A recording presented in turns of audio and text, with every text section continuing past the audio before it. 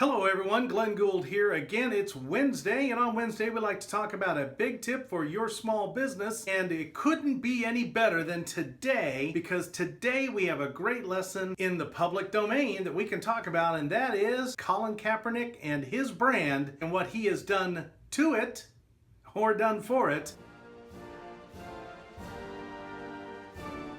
So you'd have to have been sleeping under a rock over the past week if you haven't found out that Colin Kaepernick, quarterback for the San Francisco 49ers, decided to protest the United States by sitting down during the national anthem during a preseason game, I believe with the Green Bay Packers. It wasn't so much sitting down during the national anthem that caused the uproar, but the way he approached it after being asked about it. Whether you agree with him or disagree with him, the lesson we ought to learn today about our business is that Colin Kaepernick is a business, just like you are a business. Whether you're in business for yourself or you're a part of a business, you actually represent the business to the people you interact with.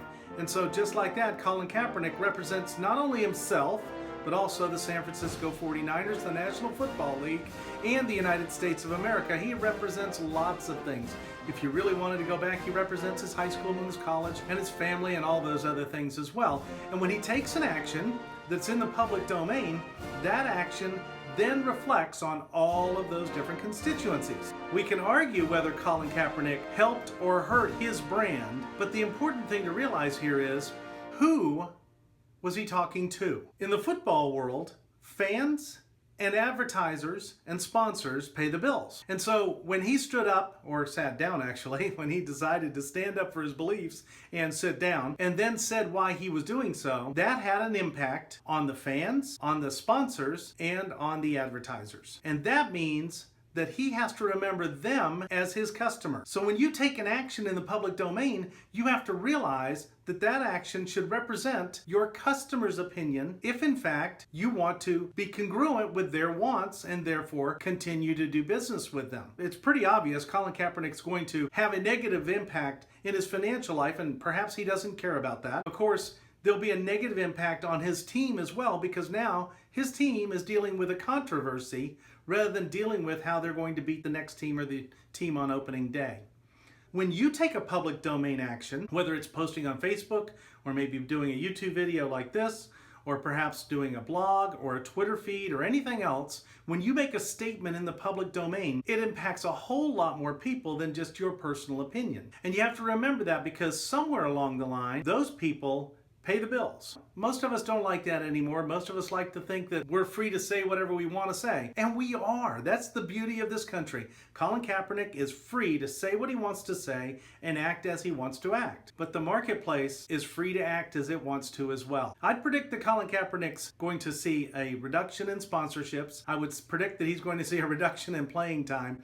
I would predict, and of course we've already seen, that fans are burning his jerseys in record numbers. When you act incongruent with the customer will respond in a negative way. Could he have made his statement without offending so many customers? We all want to be able to be free to be who we are. I mean, after all, if we're going to be in business for ourselves, don't we want to be able to be the truest self that we can be? Well, I believe Colin missed a big opportunity. Rather than react to the questions after his action, he should have preempted that by saying, this is what I believe, and because I believe this, I am going to be sitting down for the national anthem during this game. That will be the representation of what I believe. But what happened is he did it, which caused all the questions and then the controversy.